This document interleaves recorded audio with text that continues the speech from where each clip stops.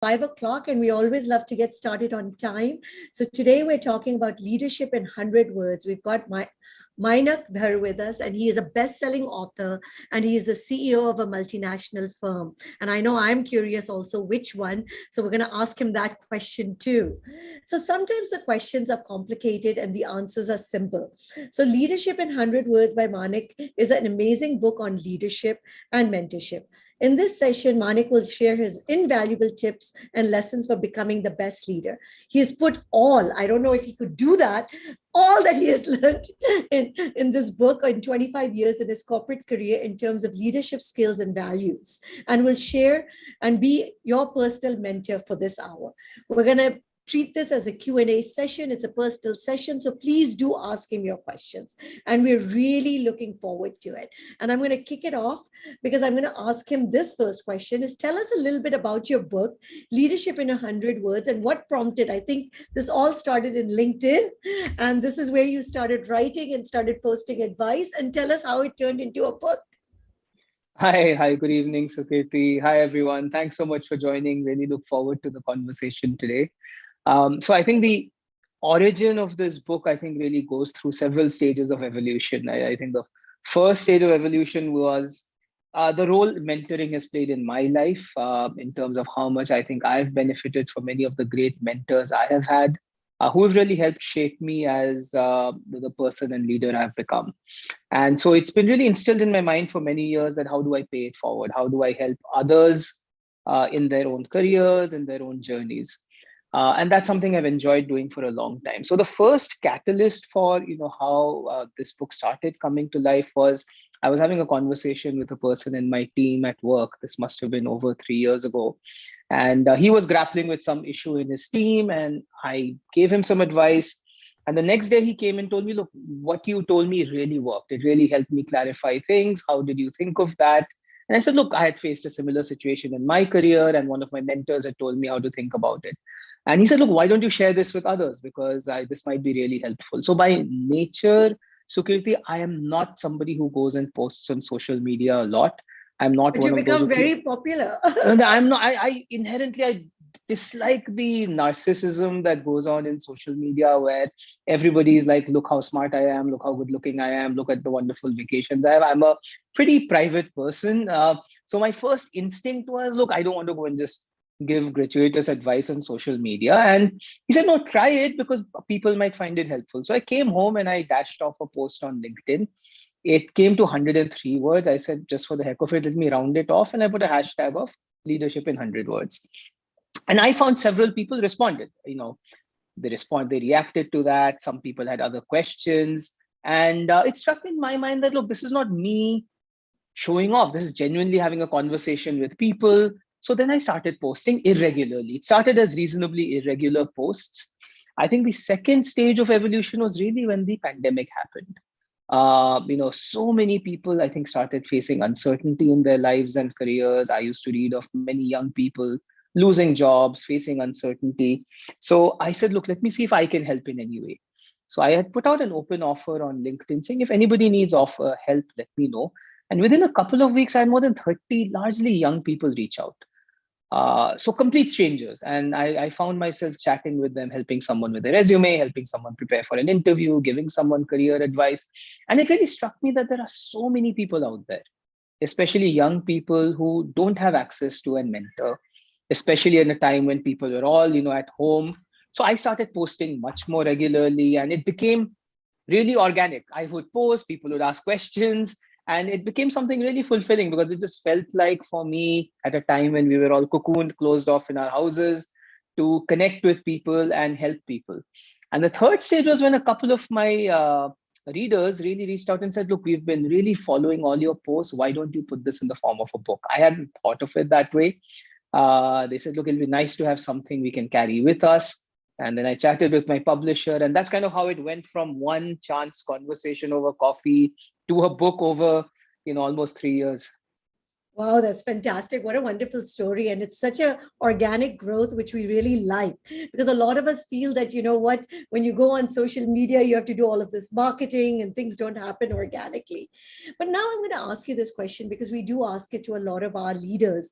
That do you see, because you speak to so many and you've mentored so many people, that do you see women face different challenges? And if so, what are they? Yeah. It's a great question, Sukriti. The first thing I would say is my single realization in my whole career of growing myself, developing myself, helping others grow and develop is the only way you can help someone is to really understand that person as a unique individual. All of us are on our own individual journey. You can never give generalized advice because nobody has generalized problems. Each one of us is unique. So, even in my book, I always try and stay away from giving answers at the end of the day. I can only give thought starters. I can That's only give, why you're a good mentor. yeah, because, you can only give somebody thought starters. Ultimately, each one of us is different. So first of all, I would hesitate to, label and say challenges women face because every human being has their own challenges. At the same time, in the context of the kind of societies we live in, I'm in India, I've lived in a lot of, worked in a lot of places in Southeast Asia. I think there are some challenges that women do face in the corporate world especially when it comes to mentorship and career growth. I think the first thing is the absence of really strong role models. And that's because in a lot of the corporate world, to be honest, we still have a long way to go in having truly a level playing field when it comes to gender diversity at senior levels. We are getting there. I think we're making progress as an industry. But by and large, if you look at the boardrooms of many companies in India or in many other countries around the region, you'll find that there's few women leaders. So if you're a young woman entering the workforce, you look up, you don't really see so many amazing role models who can tell them about your path. And I think that puts a lot of responsibility on all of us, whether you're a man or a woman, on how do you become sensitive to that? How do you help people grow irrespective of their gender? How do you really help create opportunities for them? I think the second challenge I think people face, whether you're a man or a woman, we all face it. But in the kind of societal context we live in, I think women may face it sometimes more, is how do we find the right balance between different parts of our life? The reality is, none of us are just machines who do work. We all have a life beyond that. We have families, we have our own dreams, we have things going on in our personal lives. And I think there are some critical change points that happen in people's lives when you have a child, when you take a break from work. And I think as a corporate sector, as leaders, as management, I think building sensitivity around that, getting leaders to think of people in a holistic way rather than you're a resource to do work, I think is another unlock which I think a lot of women could benefit from. You keep talking about this word mentor, and I know we keep seeing it Yeah. everywhere, but why is it so critical to have one? I think it's the first thing I'd say, Sukriti, is before talking about why it's important to have a mentor, I think it's important to define what a mentor is. And then I'll tell you how I think about it. Because for me, a lot of times people think of mentoring as something that is, quote unquote, officially done at your workplace. HR has assigned a mentor, your boss has assigned a mentor. The broadest view of what a mentor is anyone you can learn from in your personal growth journey. So, as I say in the book, the word mentor itself has nothing to do with the corporate world. No MBA or self-help guru came up with the word. It goes back all the way, thousands of years, to Homer's Odyssey. And, Odysseus, who's the titular character, was going to fight in the Trojan War. And he entrusted his young son to the care of his best friend, whose name was Mentor. And he said, I Ah, want you okay. to help my son grow up. And his Telemachus was the son's name. He was very underconfident, directionless. And he really said, I want you to help my son grow up into a good young man. And that's really the origin of the word mentor. Somebody who's helping shape you, help you find your voice and path in life. And I think that's what a mentor is. And if I look back at my own journey, my most impactful mentors have definitely included some leaders at work I have worked for and learned from, but they've also included my grandfather, my father, my mother, my sensei who teaches me karate. So I think there's so many people you can learn different things from. So I think the first thing I'd say is redefine what a mentor means. A mentor is not a person who wears a suit in office. The second, I feel it's important not just to have one mentor, it's important to have many, many mentors whom you can learn things from, because you can learn different things from so many different people. And The biggest unlock on, yeah, I think, we often talk about mentoring others, but I think there's an equal mindset on being open to mentoring. I think the starting point is self-awareness. Being self-aware of, these are the areas where I need help, these are the areas I'd like to figure out. And the second is just being vulnerable and open to asking for help. I think, and personally, that was something I took some time to do in life, is being open and asking people, hey, I need help in an area of my life, and then seeking out that advice from others.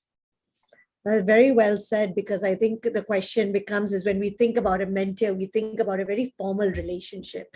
And I think you've nicely explained that it doesn't need to be so formal. But we always talk a lot about what are the skills, especially now after we're coming out of the pandemic. The world looks different, yet it looks the same. A lot of confusion we all have.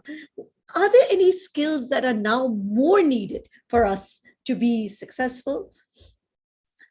I'd say the core skills needed to be a successful leader probably haven't changed a lot, for thousands of years. And if you think back, from the time Julius Caesar, Alexander were motivating and inspiring millions of people till modern day leaders, the core skills haven't changed, especially over the last few years with the pandemic, with the way we live in an interconnected world. I'd say maybe a few skills have become even more important. And for me, the three that really pop to mind, number one is empathy. I think to be a strong leader in today's day and age, when often you're leading teams who may be far away from you, you may be leading people who may be very different from you in terms of their background, where they're coming from. In practical terms, you might be working in a remote environment where you don't get to meet your team members that often. I think empathy becomes critical. Just understanding the other person and putting yourself in their shoes, not rushing to judge people, not only surrounding yourself with people who are like you. I think empathy has become really, really important. And if I think about the last 2.5 years as we've lived through COVID and the lockdowns, I think the leaders and organizations that have done well are those who have really sought to understand what's happening in people's lives rather than assuming everybody is going to be working in exactly the same way. So that's one. I think the second part, which I think is really important, always been important, much more important now, is adaptability.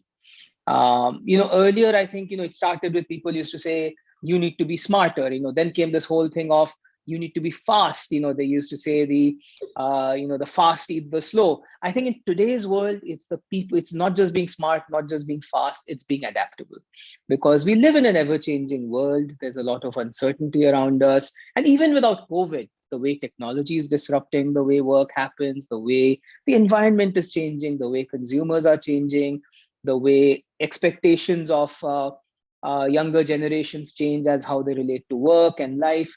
I think leaders who are adaptable and can pivot and can understand when things are changing and they need to adapt their style are the ones who really thrive. And I think the third one for me is just being curious and a lifelong learner. I think, there was a model of leadership many years ago where the leader is this all powerful, infallible person who's up on a pedestal telling people what to do. I think in today's day and age, the best leaders are people who know the questions to ask, don't always have the answers, are comfortable with not having the answers, are curious in finding the solutions along with their team, rather than, always needing to have the answers. So good, I got you. Empathy, adaptability, and curiosity. Absolutely. We could have added an H and we could have made it each, So that always love all these acronyms that come up. But I'm going to throw it to you because you've received so many questions. And even when I'm reading, what are some of the most asked questions that you get? I would tell you mine. My most asked question would be, how do I get a raise? So you'll have to answer that too. But I will let you go with what are your most asked questions. Oh my God, it's very hard for me to pick one or two, because there are so many questions people have, I'd say the questions I broadly get, I'd say fall into three buckets. One is, how do I grow myself? I think that's an important question on many people's lives. I think the second, especially for people who are new to leadership, is how do I lead and motivate my team? And I think the third one, which I think has become even more critical over the last couple of years, is how do I thrive through change? I'd say those are the three broad buckets of questions I get asked a lot.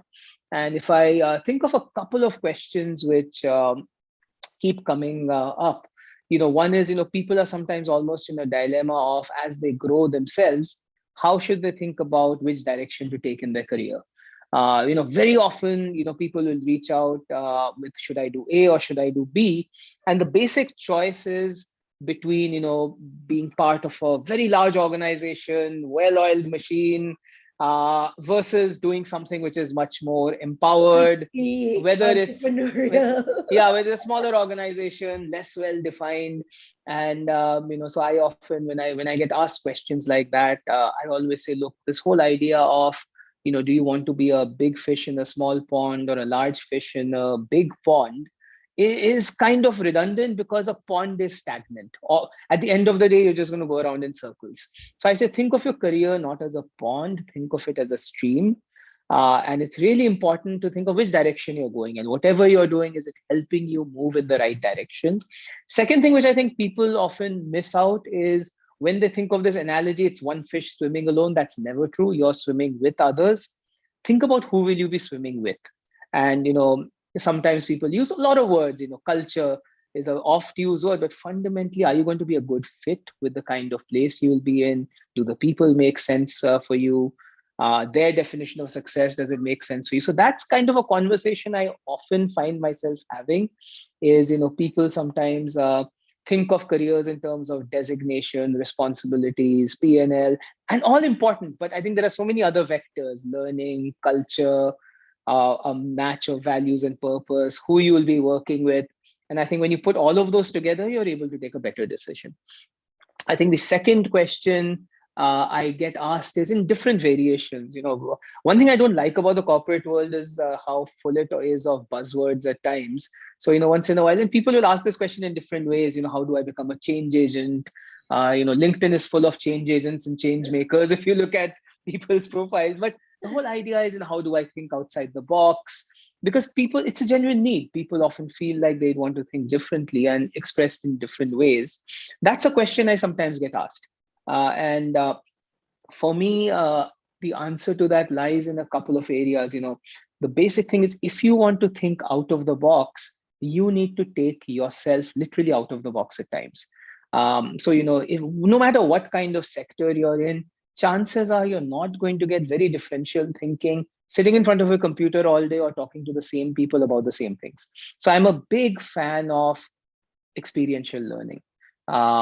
Meet your customers, engage with different people whom you don't normally meet with, spend time understanding what's happening in broader trends affecting your industry. So I think the more different conversations you have, the more you're likely to make different connections, think of things in a different way. So those, I think, are a couple of broad themes I get quite often. But I don't know, Sukriti, in your experience, are there any questions you think people have? And we have quite a few people on the call. Yeah, please. If anybody has a question, that comes to their mind or they've heard, we can also pick it up, because I'm sure people didn't join just to hear me speak so much. So I'd love it if anybody has any questions. Also raise your hand if you don't want to type, and we'll unmute you so you can ask your question. But one of the questions I often get asked, and these are, of course, some will come from a women perspective, is that, listen, I've been out of work now for 2 to 3 years, and I want to get back to work. How should I even get started? Yeah. I know this is a major question that we get asked. Would love to hear your thoughts on it. I know it's coming from a gender bender, but I will come back to non-gender focused questions. No, I think it's a very, very real question. And it's something I actually have been asked several times by people who had a career break for whatever reason, whether somebody took a break to take care of their children, or somebody had a career break because they moved to another place. I'd say the first thing I would say is, don't be apologetic or defensive about it. Because the reality is, many people start off with almost a defensive or an apologetic mindset that, oh, I have a career break. How will that look on my resume? I would say, first of all, we should all feel very comfortable and confident being authentic. Whatever happened, there is nothing wrong in saying, I took a break for X months or X years because I had family to take care of. That's fine. That's life. All of us face life choices. So don't be apologetic about it, but be authentic about it. So that's the first thing. Second, I would say is uh, really use those opportunities when you have a career break or you're coming back from a career break to really do deep introspection and almost a self-awareness check of what are you passionate about, what are you good at, what does the world around you need? Because I think finding the right opportunity is usually an intersection of these three. So don't approach it on an autopilot of success is not, I need to get back in the workforce and I need to find any job anywhere. You may get a job, but I don't know how fulfilled you will be. But really, sometimes a break or a time away from work is a great time to introspect, to figure out what am I passionate about? What skills do I have? What does the world need? Maybe you find opportunities where you need to upskill. Maybe you find opportunities where there might be a very different sector where you might find a really good fit for what you're looking for. The third thing, especially in the context of people coming back from career breaks, when, let's say, take the example of women who've had children and are coming back, is really see how you can enroll allies to help you through that change. And, all of us need allies, right? Building a career or life is not a solitary thing, whether you're a man or a woman. And those allies could be, do you have the right support system at home to take care of priorities at home? Does your manager know what's happening in your life beyond work? Have you got a good system going with your spouse, for example, on as you come back out of a career break, how will you manage responsibilities between the two of you? So how do you really find a support system to help you readjust back into career, into working? I think that becomes really, really important. No, that's awesome. I think we've got some really good we're going to take them, but I'm just going to make one comment. So authentic and honest, could they be both synonymous or are they not? The reason I ask this is because I'm trying to make each, and I'm just thinking H is the one that I can put in. Well, if you want to make an acronym, I think they can be synonymous. But honesty is saying the truth. Authenticity is being yourself, and they are, I think, pretty close to each other. We have some interesting questions. Yes. Aruna, go ahead. I've unmuted her. Go ahead, and then Vatsala, we'll take your question next. Go ahead, Aruna. Aruna, are you able to speak?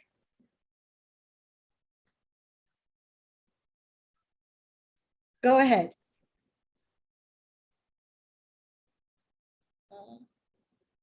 All right, I will give her question. Is it okay to stay in the same role, or is it important to keep looking and for expanding roles? I've been in the same company for 17 years. Hi, Aruna. I hope you can hear me. I can't see you on the screen, but I do hope you can hear me. Thanks a lot for being the brave one to ask the first question. I think it's a really, really good question to ask. So I don't know your specific context on when you say you are in the... there you are, Aruna. Hello, how are you doing? Aruna, I'm asking you to unmute. Go ahead.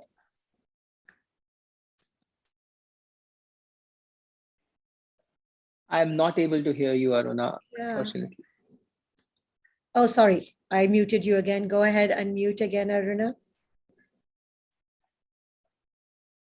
Your voice is not coming through, Aruna. No. No, I'm not able to hear her. Yeah, me neither. Yeah, I think she's having some issue with her audio. So has she dropped off the call? Because we could pick this up. I think she'll be probably joining back.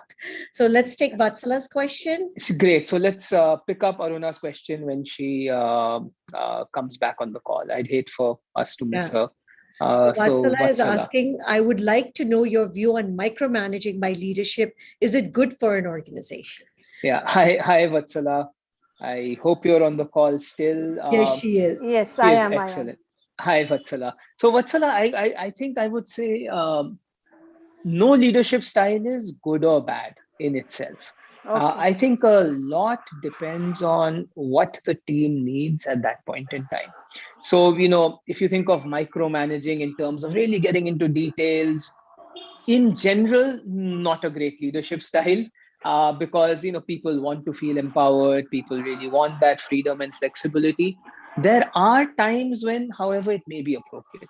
For example, assume there is a huge crisis, any crisis, right? There's a big safety crisis, there is a big quality crisis.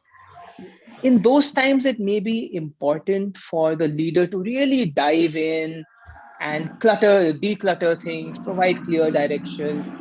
Or let's say a time when a team is going through a big process of change, and there might not be the right capabilities. Maybe there are lots of new people who need very clear direction. At that time, it may be appropriate for the leader to step in and really provide that clarity of direction. I think the balance is leaders really need to be sensitive. If you have a team which is capable, which is committed, then it's always better for the leader to give broad direction and help people succeed rather than getting into the weeds. At the same time, I think it really comes down to the context. So I think good leaders are people who can adapt their style. That in the same leader with one team may be really into the details because the team may be going through a big crisis, there may be new people on the team, and the same leader in another context may be very big picture, letting people figure out the answers. In general, I wouldn't recommend it as a style for most situations, but at times it may be appropriate. Thank you. Thank Aruna you. is Thank back. you.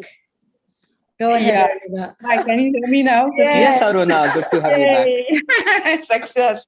Yeah. So, firstly, Sukirti, thank you so much for the session, and thanks to kind of all the sessions that you host. So, my question was really. So, I've been working for nearly 30 years now, and I've been working for 17 years in the same company, doing the same thing. So, I'm kind of maybe 6 to 7 years away from so-called retirement from the corporate world in this company. So, my question was about uh, is it okay to stay in the same field, doing what I'm doing for the rest of my corporate, career here in this company, because I don't really plan to quit, or should I be looking to expand that role? And if I don't, does it come across very differently to senior leadership, for example, because that's the only thing they know me in. That's the only field that they know me in. So I think because I'm kind of at those crossroads, in my life, I just had that question as to whether I should stick on to what I'm doing or whether I should be looking at something else. No, thanks so much for sharing your question, and more importantly, giving your personal context. Thanks so much for sharing Sure. where you are. So, the first thing I would say, Aruna, is there is no good or bad, right or wrong. The answer, unfortunately, is it all depends, and it really depends on what each person is seeking for their career, right? Not every defines success the same way. So I think there is no one formula or template for building a career. It really depends on what you are seeking. The second thing is, I would say, is more than whether you're changing roles or changing companies. I think, are you continually learning and growing? I think that becomes really important. So I'll give you my personal example. I've now been working in the corporate sector for almost 26 years. It'll be 26 years in July. I have only worked in one sector, which is consumer products, FMCG. And I still remember, I was a summer intern on my business school. Till then, I had no idea what I wanted to do. I summer interned with Unilever and I fell in love with consumer products. Because what I loved was you are working on things that are tangibly becoming a part of people's lives. You're not just dealing with numbers on a spreadsheet or advice on a slide. So at that time, the hot jobs on campus were consulting and investment banking. But I just fell in love with the idea of I would be part of making things that would become a part of people's lives. And so last 26 years, I've been in the same sector, FMCG. I've worked with three great companies, began my career with Procter& and Gamble, where incidentally, I was there for 18 years. So I spent 18 years in my first company. Then I moved to General Mills, and currently I'm with Kimberly-Clark. So I've changed jobs only twice in my whole life. But more importantly is, was I continually learning? I think that's the question I asked myself. So in my first company, where I was there for almost 18 years, um, where I feel lucky is I had a variety of different roles where I got to learn in different environments, different contexts, different business contexts. And the second thing is also that learning, I feel needs to be directed learning. And that's where, as you think of yourself, Aruna, you've got an amazing wealth of experience already in your career. As you think of moving forward in your career, the question to ask would be, what do I want to learn? What do I want to build myself towards?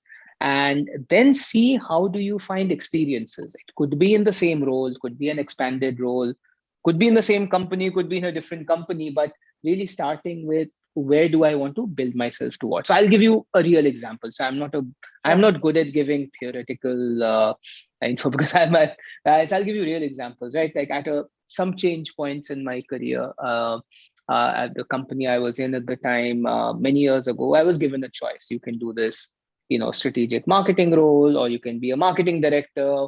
You're based out of Bangkok, where you're running a hands-on business, working with customers, consumers. So that was a change point for me. And the best advice my mentors gave me at that time was, don't just think about the role and the designation, think about what you will learn and what that will help you in your journey towards where you want to go. And I thought at that time that, look, I really want to learn about how to run businesses one day. And therefore, a strategic marketing role might be great, but this idea of actually getting much more hands-on exposure to dealing with customers, to dealing with larger teams, would give me very differential learning. So that's, I think, the best advice my mentors have often given me is, think about what you want to learn, what you want to build towards, find learning opportunities. And to your question on, how would management see it? I would say, take that control back in your own hands and articulate to your leadership or your management that, here are the skills and strengths I have already picked up. And with your experience, there'll be immense skills, experiences you would have picked up. Here is what I want to learn, and how can I continue to get those opportunities? So, there's no reason somebody cannot, be 20 years in a company and still immensely learn and grow. As long as you're finding those opportunities to learn and being clear about what you want to learn, articulating that, working with your managers to find those opportunities. Yeah, thank you so much. I think that's kind of helped. I'm sure I have a long way to go before I sit down and think of what to do next. But thank you. That's kind of very thanks. That is solid advice. Thank you. Yeah. Thanks, Sukrit. Thank you, Aruna. Fabri, we will take your question next. Yeah. So hi, February. February's question is, what are my tips on managing up? So if you're thinking in terms of how to manage your boss or bosses, a couple of thoughts. I've had many bosses in my career, and I've had amazing relationships with many or most of them. My big learnings on managing up, number one is, back to the point on empathy, put yourself in their shoes. Because what often happens, and I'm guilty of it myself, I've done it at times in my career, is we always think of it as, oh, this person is the quote unquote boss, and this person is out to inspect me and judge me and evaluate me. The reality is, your bosses are human beings. And sometimes the biggest unlock happens when you put yourself in their shoes and understand what is success for them. Where are they seeking help? How can you help them? Where do you need help from them? So I think sometimes the best conversations I've had with managers is when it's been less about, you are my boss and I'm managing up, to how can we help each other succeed. And so I'll give you a real example. Once in my career, I seemed to completely get off on the wrong foot with a new manager. Okay, things were not working out at all. It seemed to be like we were just completely not on the same wavelength. And I was seriously contemplating at that point, hey, should I just leave and go do something else? And again, this was one of those moments where a mentor really helped. And this mentor came and told me that, look, why don't you just sit down and have an open conversation on what are you trying to achieve? Where are your strengths? Where do you need this person's help? And ask that person, what are you trying to achieve? And I realized I'd never actually asked my manager. And as we had that conversation, it really came home to me. I was a new leader in that role. This manager, she was also new to this role. It was high stakes for both of us. Both of us felt the pressure of being in a new role in a business which at that point wasn't going so well. But I had never seen it from her point of view. I was just thinking of it as me dealing with a manager. And I think that built a lot of shared mutual understanding. And then we quickly got to how can we help each other. And we found areas where I could help her. I found areas where she could uniquely help. And that transformed into an amazing experience. So I think that's first one is just building that empathy. The second thing, which I think always serves anyone well, is transparency. In general, the best thing you can do is just being completely transparent with what's good, bad, ugly. What you see is what you get. The easiest way of losing credibility is when people are very keen to they send out huge emails when things go well. When things aren't going well, it's radio silence.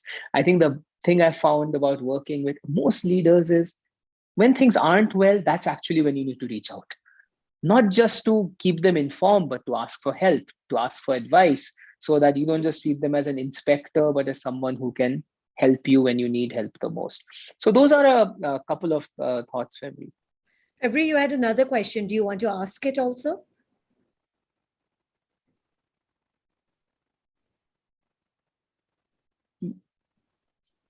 You may need to unmute her. Yeah. 1 second. Thank you. So, Yeah. hi, Mainak. Thanks Hi, again. Febri. Good to It's chat good with to you see again. you.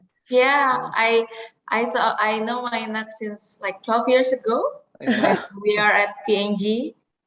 So he's really an incredible leader. So the second question is about managing team. How to motivate the team that maybe she has something issue in family.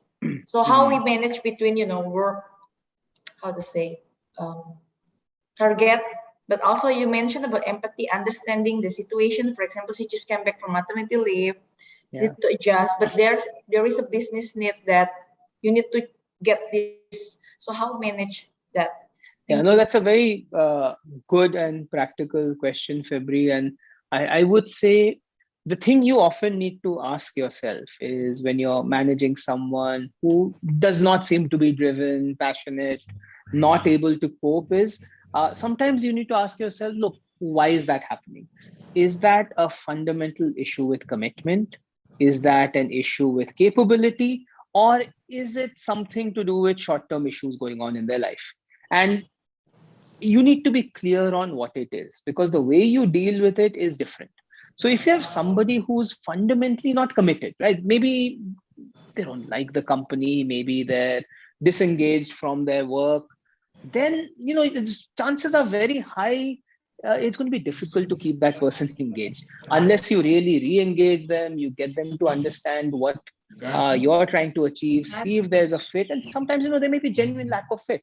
And then I think as a leader, the job is the jobs aren't always all about happy endings and roses. Sometimes you do need to have those conversations and saying, hey, maybe there's just a lack of fit between what you're seeking from your career and what we are offering. So one is really see, is there a lack of commitment? Second is sometimes there might be genuine lack of capability. Somebody may just not know how to do the job, may not have the skills, and then as a leader, how do you invest in teaching them, providing learning opportunities for them? Third is, maybe as you mentioned, something's going on in their lives. I think what you need to figure out is which of these issues is it? If it's someone who's fundamentally committed and capable, but they have something going on in their life outside of work, happens to all of us. You have an illness in the family, you have a young child, then you think of a short-term plan to help or bridge that person. Could you share responsibilities in the team? Could you think of a transition plan where other members in the team pick up responsibilities, but over time this person really comes back fully? But I would say first do a clear assessment on the other parts, because if the person fundamentally is not committed, no amount of empathy will help the person bounce back. If a person doesn't have the capability, empathy is not the solve. The solve is how do you coach and train the person. So I think look at it on all angles and then see what does this person need. So if in the specific example, someone's got a family situation, great, empathize, help with that, but also take stock of, is this person fundamentally committed and capable? If they are, you approach it in a certain way. If the person actually has capability gaps, don't ignore them, right? Work on how you might build them. And if the person is actually not committed, then I think at some point you need to have that conversation and figure out if they're really engaged on the team and work or not. And that's the toughest conversation. Yeah, but I think those are, I mean, that is authenticity. Now, I know Lata's got a question, it's all idealistic. See, the reality is authenticity isn't just saying idealistic and happy things. Authenticity is saying it as it is. It's having the right conversations. And sometimes as a leader, you do need to also have the tough conversations on, if there's actually a lack of commitment, lack of fit, then you do need to have that conversation as well. Yeah. Thank you, Fabrilata. We'll take your question also. Go ahead, because she also has it on favoritism. And Yeah. Go ahead, Lata. Yeah, good evening. Can you hear me? Yes, good evening, Lata. How are you doing? No, I'm talking because, from experience, I've seen there is so much politics and favoritism in offices. So if you're the boss's blue-eyed boy, everything is fine.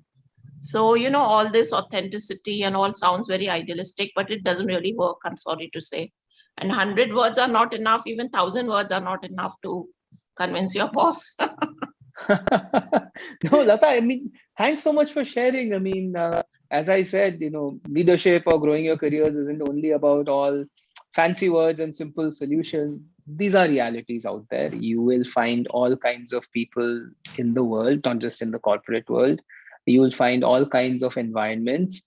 I can't put myself in your shoes because I have not found myself in that context, to be honest. And, that's a choice I have made, that I would like to work in organizations whose values more or less match mine. So I've been lucky to work in organizations where by and large, it's a meritocracy. There isn't a lot of, personalized politics really being the primary factor.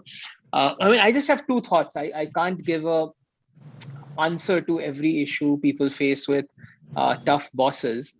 The one thing which I feel is people can preempt some of these issues when they are looking at potential jobs. And one thing I often find I do myself and I encourage people to do is when you are looking at a potential job. See, once you're in a job and you're dealing with that kind of manager, it is very difficult.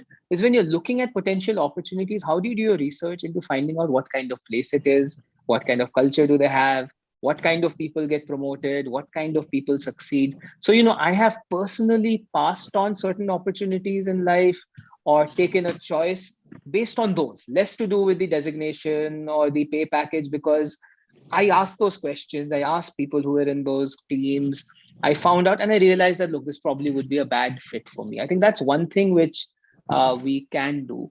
I think the second thing is if you find yourself in a really toxic environment, right, of the sort that, your boss is just practicing shameless favoritism. To be honest, I wouldn't give you a completely idealistic answer. Say leave. Of course, people do need to do jobs. People have economic realities. I'm not going to say just leave tomorrow and nowadays actually it's become very difficult to get a good job, because of all this. So you don't really want to give up your job because whatever. You just have to put up with so much. Yeah, but I would say one thing I would still say is if you're in such an environment where you find that, it's really toxic because there's a lot of favoritism, it's all about the boss. The thing is, how could you expand your network? Because the thing is, chances are all your colleagues at work probably are also part of that same culture, part of that same environment. How could you expand your network to not, because, when people think of networking, they often think of, I'm going to look for jobs in this sector. How do you find a network of people who are in a very different environment? Because reality is there are all kinds of people in the corporate world. How do you, through friends, through mentors, start chats with people who might be in a very different environment of the sort you might like? So it's almost start with culture first rather than sector first, and then see, look, what opportunities might be out there, what kind of managers might be out there. I've sometimes found people using that approach to uncover new conversations. If nothing else, feel less disillusioned because you realize there are other kinds of people out there, and sometimes it does unlock real opportunities. So, I would say it takes all sorts. I wouldn't say that every manager out there is like that, every organization is like that. I would say do the due diligence before getting into a job by asking questions about these. Once you're in the job, if you feel that you're in this kind of toxic environment, I always say that, look, of course, you probably won't be happy long term, but start looking out, but don't just look at job and sector, but start asking what other kind of environments out there. How do I connect with those people? How do I learn about how other organizations might be working differently? Awesome. Thank you for that, because this is a difficult situation and a lot of Yeah. us do find ourselves. Susan has a couple of questions. She's having Yes. an issue with her mic. So I will ask them how to identify one's niche. What advice would you give who is young in their career? And if people around you are able to grow faster, what does that person need to do, or what sort of that mindset do they need to have? Sure. So I think the question on identifying one's niche, I feel it really comes down to two things, which is really figuring out what you're good at and what you're passionate about. And honestly, I found very often you find the answer to these questions not just in a work context, because often the broad skills you enjoy applying, the passions you have, go beyond your day job. So I'll give you an example of many, some young people I've met, my own personal example. So, my personal example is, ever since I was really young, I've loved creating things. I loved writing from a really young age. I loved creating things. So there was a part of my mind which was really keen on creating, building from a very early age. It had nothing to do with the corporate world. Then when I started thinking about the corporate world and careers, I realized I really enjoyed another part of it, which was working with people. And when I really took these two things, which is creating and building things, working with and through people, that kind of helped me understand, look, maybe starting in marketing in FMCG would be a great place with my internship. So, I've met young people who are great in, let's say somebody's done a lot of sports when they're young. And then the thing they probably really enjoy is the thrill of leading in a team, the thrill of working in a team sport, the thrill of leading people different from you. And that might then lead into, look, do you want to get into, for example, sales as a career? Because then you really get that opportunity very early on in your career to lead large teams, influence large teams. So I think it really, one advice I'd give is look beyond just the degree you have and the qualifications you have, to really go beyond and saying, what are the things you've enjoyed doing, that you've been good at? Then marry that to your professional field and see what that might lead to. Now, the second one is, if people around you are growing faster, I guess the first advice I'd give is don't stress about who's growing at what pace, because, ultimately it's a never ending cycle if we keep comparing to others. It's part of life. It's a reality. At some point, someone will grow faster than you. At another point, you will grow faster than someone. I think the most important mindset to have is one of self-improvement, which is, where are you trying to improve? What are things you want to learn or get better at? And how do you continually make progress on those through your job, through the skills you're picking up, through what you're learning? But I think the most important thing is to be directed. Like I'd mentioned earlier in my answer to Aruna, is, people sometimes say, I want to get into this sector or this job because I want to learn. See, learning for learning's sake is less powerful than learning when you're clear on, these are the skills I want to build. This is where I want to take my career. And you're continually asking yourself on how you're building yourself there. Yeah. Awesome. Thank you. Savita, go ahead. Mainak, hi Sukriti. Hi, how are you? Hi, Savita. I'm doing well. So my question, Mainak, is more on, how important it is to have advocate in your career. I usually have this belief that, your work itself advocate for you. You don't need an advocate, but I usually keep this hearing that, you need an advocate for your career. So how important it is to have an advocate? Okay, I would say it's really important, Savita, to be honest. I feel it's really important, but I'll also tell you what kind of advocacy is sometimes the most powerful. I'm not a big fan of, build advocates by quote unquote networking, which is go and just spend a lot of time with senior people, get FaceTime with them so they remember. That's not my natural personality. I'm fairly introverted. That's not something that naturally comes to me. However, I think the kind of advocacy that I think can be really powerful is organic or authentic advocacy. And what I mean by that, I'll take an example of a very different field. Let's think of books, right? Because I like writing, and hopefully you enjoy reading once in a while. Is, as you think of books and you look at you hear a new book or a new author, and you ask a friend that, hey, have you read this? And the friend says, it's an amazing book, or I really love this author. That is authentic advocacy, which is you have, in the old world of marketing, it's word of mouth, right? So I think, how do you build that? And the best way you build it is to do amazing work. There's no substitute for it, right? So I think you're absolutely right. Your work should speak for yourself. You should do amazing work. Second, which I think is equally important, is how do you make sure people who could be advocates have the opportunity to be exposed to your work, which is very different from selling yourself or networking, which is, if you write an amazing book, but you just keep it in your home or you don't tell anyone about it, you're never going to generate word of mouth. And it's not that you need to go and meet 50 people, but how do you, in a corporate context, for example, how do you just share an idea you have with somebody senior? How do you find opportunities to showcase your work when you have an opportunity to present at work?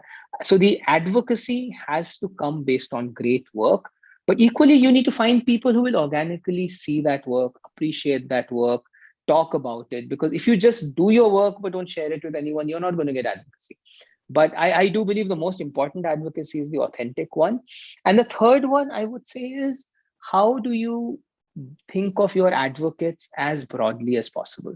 Because sometimes we think of advocates as, okay, it's my boss, it's my boss's boss. I think sometimes it's actually really powerful when you have advocates with nothing to do with your day job, right? And I have sometimes been terrible at it. Once in a while I have done a good job of it, is when you authentically engage with people, when you're spending time with people who may not necessarily be in your reporting line, but you're sharing ideas you have, you're engaging, trying to understand how the organization works.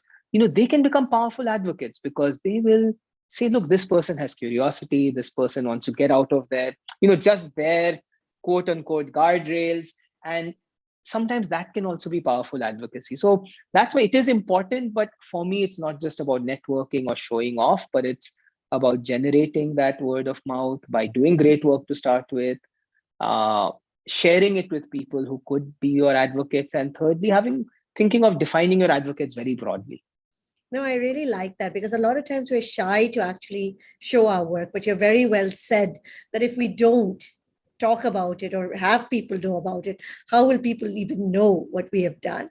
We'll take the question from Kavita. Kavita has said the biggest challenge is how to have the difficult communication when there's a lack of commitment from a team member. No, Kavita, it's a very, very good question. We were talking about it earlier with February as well. Sometimes you do need to have difficult conversations. I think the broad ground rules for any difficult conversations are, firstly, don't personalize it. I always feel that as a leader, I am no one to judge anyone, right? Let's face it, all of us are reasonably smart people trying to do the best we can for ourselves and our family. None of us is, Albert Einstein. None of us is an idiot. We're all decent people just trying to do the best we can. So I think the worst thing to do is to judge someone, make it personal, is really to be more of a coach than a judge. So I think adopt that mindset. The second is, when you find lack of commitment, the important thing is to ask why and understand why. Is it just that there's a poor fit? And that sometimes happens. Somebody likes working in a very different environment, which is a poor fit with your organization or how you want to run your team. In that case, it's good to have that open conversation. It's not good or bad. That person could thrive in a very different organization. I've had examples in my own career where, I've had people in my team at times who may not have been a good fit for that job at that point in time. But having that open conversation that, look, where might you be more successful? Where might you be more happy? And has often unlocked huge success for those people. And the third thing I would say is, when you find lack of commitment from a team member and you're approaching it as a coach and you're having those conversations on fit, is don't see success as, judging this person is good or bad. See success as, how could you set this person up for success? Sometimes it could be in your team or organization. Sometimes it could be elsewhere. So I'll give you again a real example of somebody I knew very well early in my career, and joined in marketing. Fundamentally, felt like wanted to do something different because they were very analytically oriented. Had less fun with the hands-on doing part. had much more fun on the thinking and analytics part. Wasn't really tremendously successful in the role this person was at. But when I had conversations, figured out what this person was curious about, suggested to this person, do you want to think about something different about your career? That person went on to have a very, very successful career in consulting. It wasn't that the person is good or bad, they just were motivated by different things and they went on to find a very different field they could shine in. That's how I would give it. So I think Amita has some interesting questions. Raja also has a question. Raja so we'll also, take Raja and then we'll take Amita. Go ahead, Raja. Hi, thank you for allowing me. So, is this the current world you see is a leadership world or a managed world? There is a lot of difference when it comes to how we have to behave as a leader. Generally, in a leadership, I think emotions have to be respected. But in managed world, you have to cover up a lot of things. There are two different personalities. Do you see some, give us some insights on, how to deal with kind of these differences? Yeah, no, thanks so much, Raja, for asking that question. I think especially in today's world, with everything that has happened with COVID, people working in different ways, people facing so much disruption and uncertainty, people adapting to new ways of working, like hybrid working. I think it's much more important, the way you defined it, to be a leader than just be a manager. Because I think it's more important than ever before to truly understand your team, understand what motivates them, understand what's going on in their lives, how you can help them succeed. I think that conventional model of management works in a highly predictable environment. And it still may be appropriate in some places. Let's say, that conventional model of management really started, back in the early days of the Industrial Revolution, right? When you're talking about literally an assembly line, very predictable. I make part A, I pass it to someone who makes part B, I pass it to someone who makes part C, the product is made. Very predictable, repetitive process, no change, no innovation, no uncertainty. So in today's day as well, that approach may work in certain places. If you're working in a high-speed manufacturing job, what you need is quality output on a consistent basis.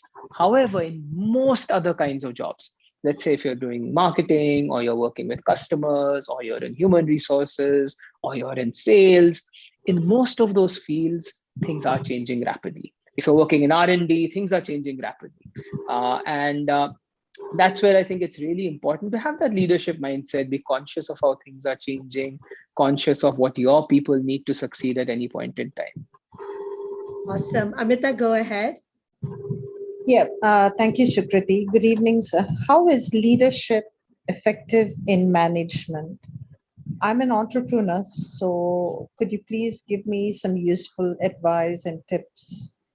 Hi, Amita. Thanks so much. So, part of the first part, I think I'll just build off what I just spoke to Raja, which is, I think leadership for me is critical in management, because ultimately management helps you run the machine.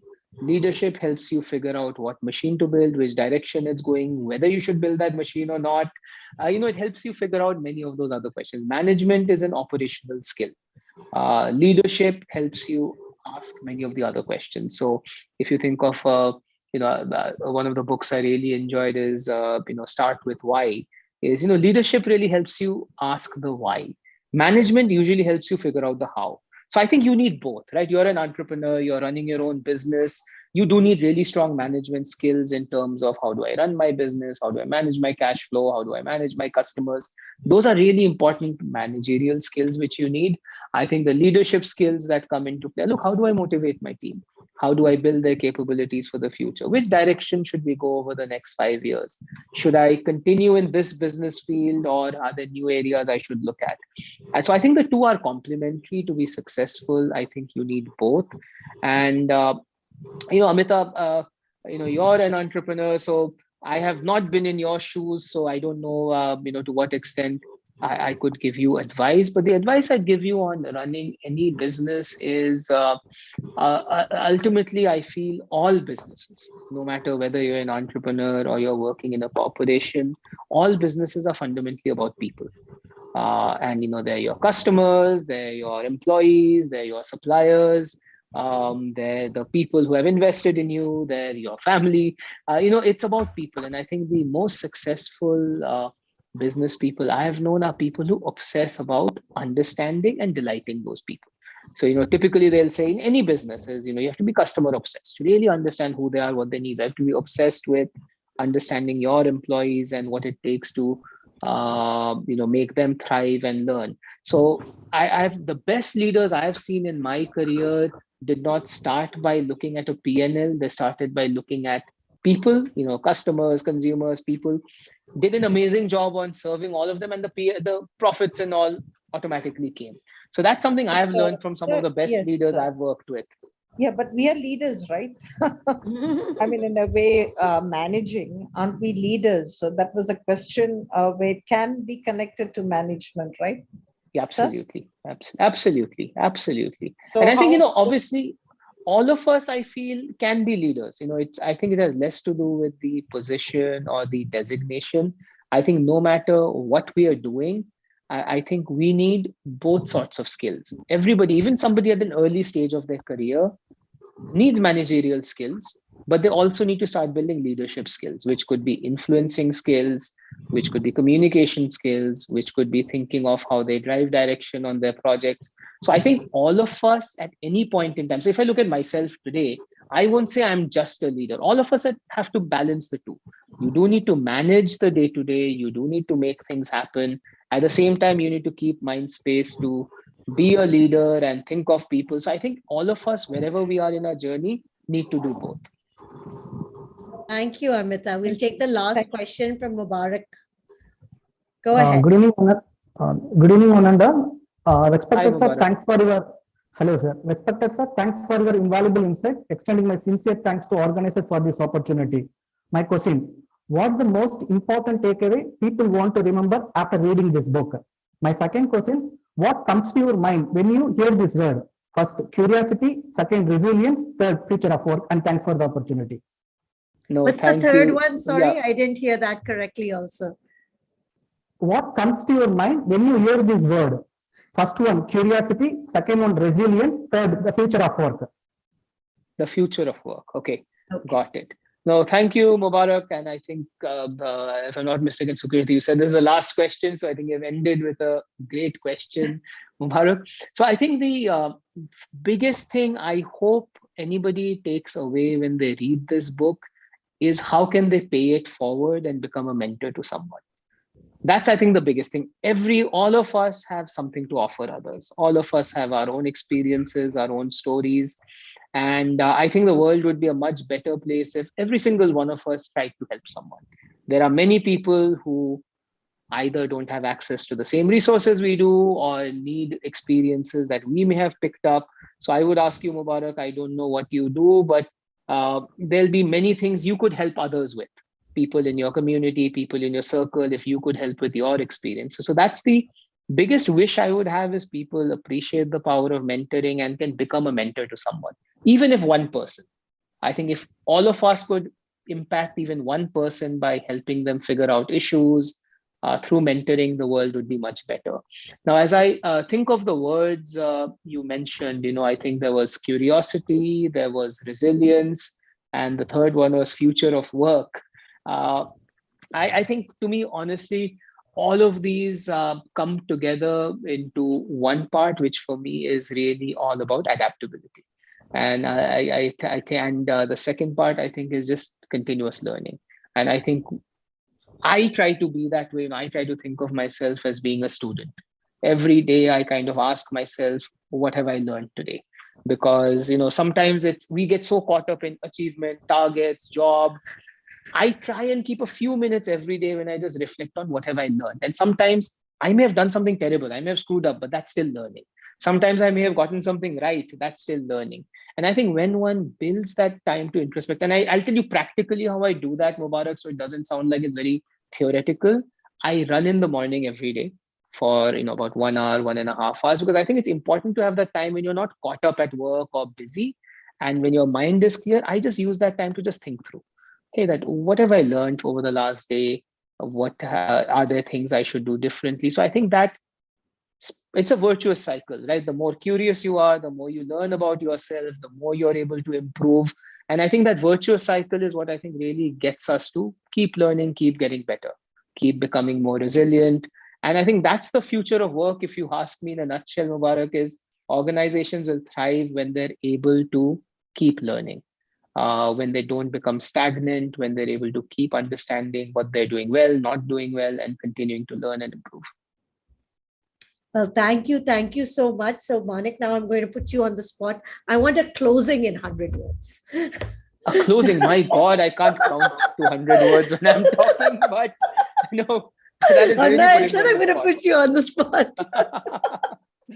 No, so I can't count down 100 words, but thank you so much for having me over. Thank you to everybody who joined, and I really liked the questions because I thought they were really transparent, really coming from people's hearts and experiences. So really appreciated it. Very happy to have been here today. Well, thank you. And thank you for joining us today. It was great to have you on Sipping Thoughts. Thanks, everyone. Bye.